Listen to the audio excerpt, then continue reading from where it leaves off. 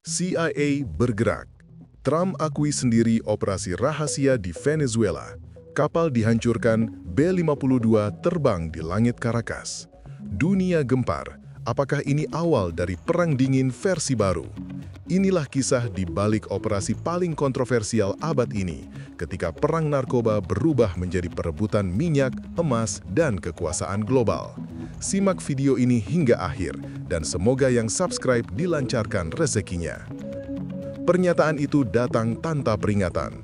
Dalam siaran langsung dari ruang oval yang penuh simbol kekuasaan, Donald Trump duduk di balik meja Resolute Desk dan dengan nada tenang mengatakan bahwa dirinya telah memberi izin kepada CIA untuk menjalankan operasi rahasia di Venezuela.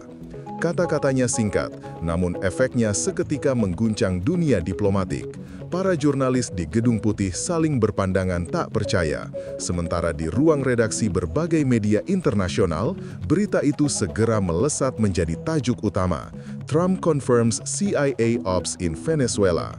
Biasanya, operasi CIA adalah rahasia paling sensitif negara, sesuatu yang bahkan tidak diakui keberadaannya oleh pemerintah Amerika Serikat. Tapi kini, sang presiden sendiri yang membukanya di hadapan dunia. Bagi sebagian pengamat, ini bukan sekedar blunder komunikasi, ini adalah strategi politik yang penuh perhitungan. Trump tahu bahwa setiap kata yang diucapkannya akan menciptakan gelombang.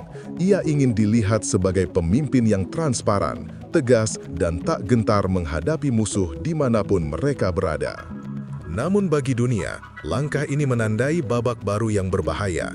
Jika operasi rahasia bisa diumumkan begitu saja, maka batas antara diplomasi dan provokasi kian menipis. Kebijakan luar negeri Amerika kembali menjadi tontonan publik, dan Trump, seperti sutradara yang sadar kamera, menjadikan dirinya pusat dari semua sorotan. Tak butuh waktu lama bagi Trump untuk memberikan pembenaran. Ia menyebut operasi itu bagian dari perang melawan narkoba, sebuah istilah yang sudah lama dipakai Washington untuk menjustifikasi operasi militer di luar negeri. Menurut Trump, Venezuela di bawah Nicolas Maduro telah menjadi negara narkotika, penghasil, pengedar, dan pelindung kartel yang mengancam keamanan Amerika Serikat. Dalam pidato-pidato berikutnya, ia menggambarkan Venezuela bukan hanya sebagai ancaman ekonomi, tetapi juga moral. Retorika ini memanfaatkan rasa takut publik Amerika terhadap krisis opioid dan penyelundupan narkoba yang telah menewaskan ribuan warga setiap tahun. Namun di balik citra pahlawan perang melawan kejahatan, banyak analis melihat cerita lain. Mereka menilai Trump tengah menggunakan isu narkotika untuk menutupi agenda geopolitik yang lebih dalam. Bagi Washington, perang narkoba bukan hanya tentang zat berbahaya, tapi tentang siapa yang menguasai jalur perdagangan, pelabuhan, dan bahkan pemerintahan negara di mana jalur itu berada.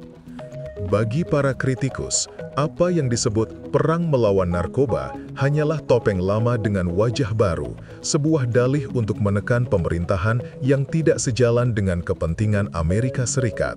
Dan kali ini, Venezuela menjadi sasaran utamanya. Dalam hitungan hari setelah pengumuman itu, Laut Karibia berubah menjadi panggung militer. Kapal perang Amerika Serikat melaju cepat di bawah terik matahari tropis, menembakkan rudal ke arah kapal-kapal cepat Venezuela yang disebut membawa narkotika. Pentagon merilis cuplikan video dramatis, ledakan di Laut Biru, kobaran api di permukaan air, dan narasi bahwa operasi itu adalah bagian dari penegakan hukum internasional. Namun, tak satu pun bukti nyata narkoba ditemukan. Sementara itu, langit di atas Caracas bergetar oleh suara pengebom B-52 Stratofortress yang melintas rendah, pesawat raksasa yang mampu membawa senjata nuklir. Bagi banyak warga Venezuela, pemandangan itu bukan hanya ancaman, tapi juga penghinaan, sebuah pesan keras dari Washington bahwa rezim Maduro sedang berada di bawah target. Para pengamat menyebut ini sebagai taktik show of force, pertunjukan kekuatan militer untuk memaksa lawan tunduk tanpa perlu menembakkan peluru tambahan. Namun, bagi sebagian pihak, manuver ini justru memperburuk situasi. Ketegangan meningkat, harga minyak melonjak, dan dunia seakan menonton babak awal konflik baru di belahan barat. Trump sedang bermain api, tulis seorang kolumnis di The Guardian. Dan Karibia mungkin akan jadi tempat pertama yang terbakar. Sementara armada laut menarik perhatian media, di balik layar CIA bergerak dalam diam. Agen-agen lapangan disebar di berbagai titik strategis Amerika Latin, dari Kolombia hingga Guyana, dari Panama hingga perbatasan Venezuela. Tujuan resmi mereka adalah menghentikan jaringan kartel narkotika dan memotong jalur suplai ke Amerika Serikat. Namun, laporan-laporan intelijen bocor menunjukkan arah lain. Operasi ini juga mencakup infiltrasi politik, sabotase ekonomi, dan propaganda melawan rezim Maduro. Taktik semacam ini bukan hal baru bagi CIA. Dalam sejarahnya, lembaga itu kerap menjadi alat tak resmi untuk menggulingkan pemerintahan yang dianggap tidak bersahabat dengan Washington.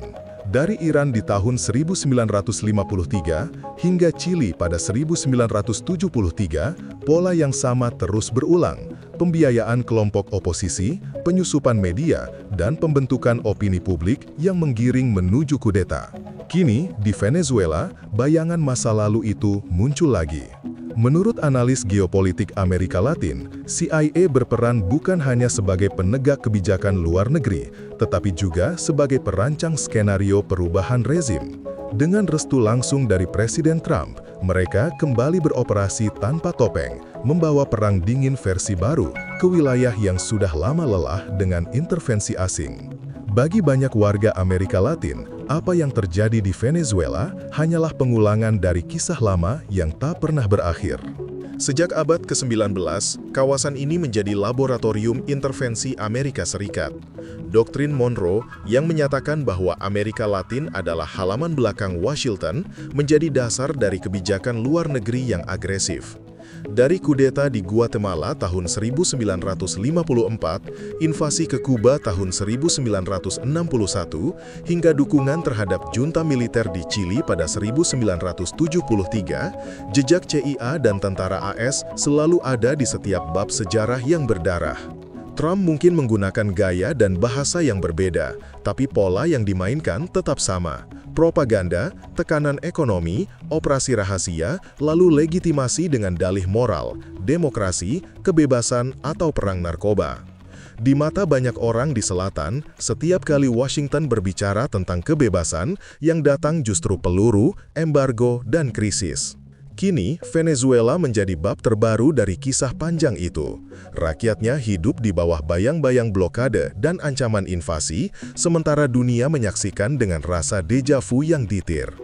Amerika Serikat kembali memainkan peran lamanya, bukan sebagai penjaga perdamaian, melainkan sebagai kekuatan yang menentukan siapa berhak berkuasa di tanah orang lain. Di bawah bendera perang melawan narkoba, tersembunyi kepentingan yang jauh lebih dalam, harta karun alam Venezuela.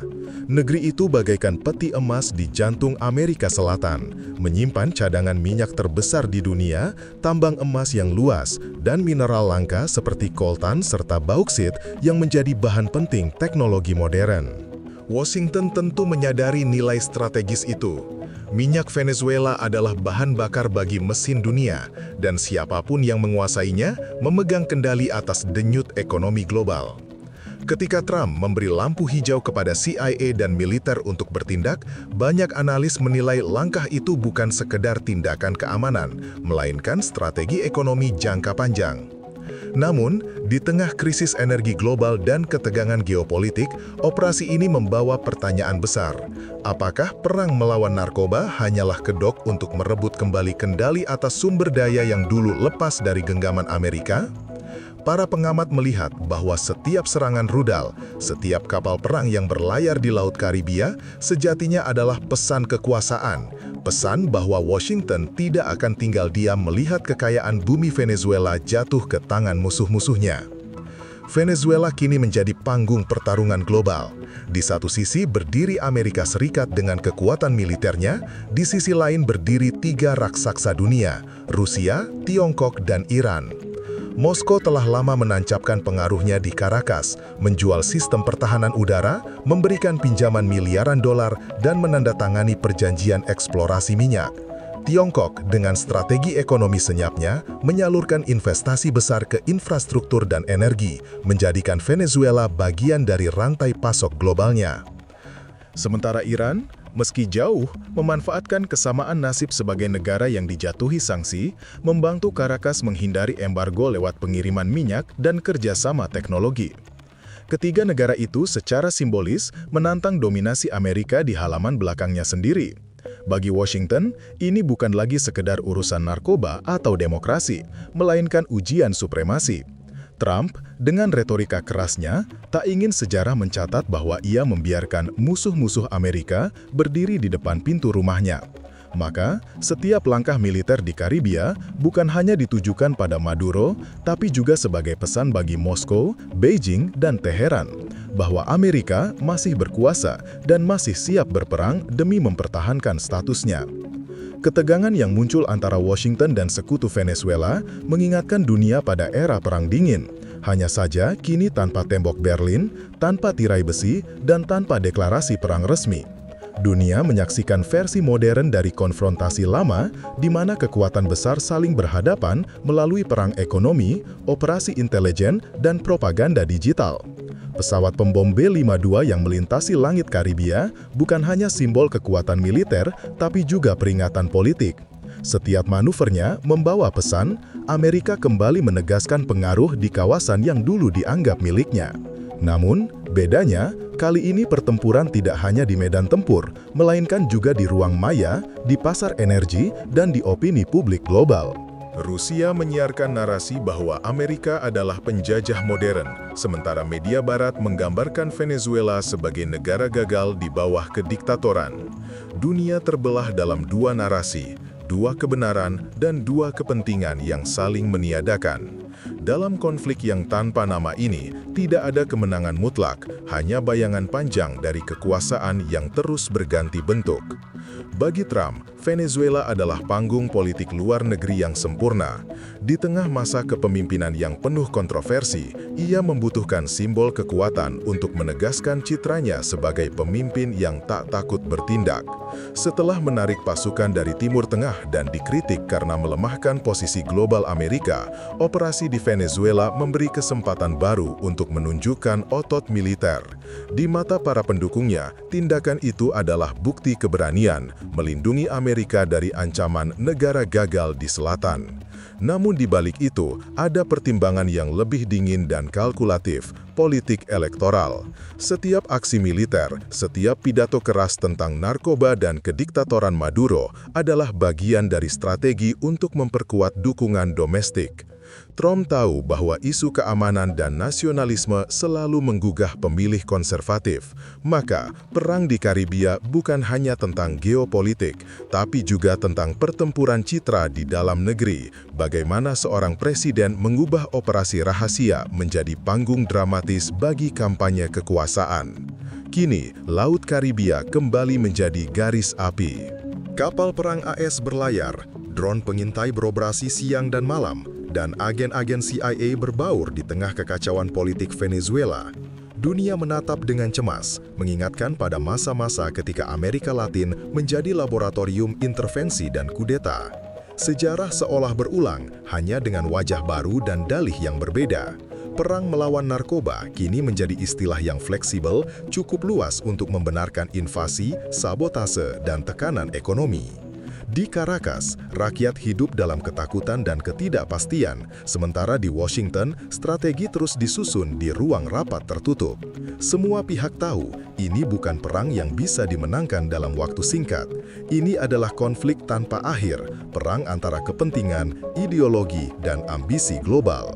Dalam bayang-bayang bendera Amerika, suara kapal perang kembali menggema, membawa pesan yang sama seperti setengah abad lalu, bahwa di halaman belakangnya sendiri, Amerika Serikat masih ingin menjadi penguasa tunggal.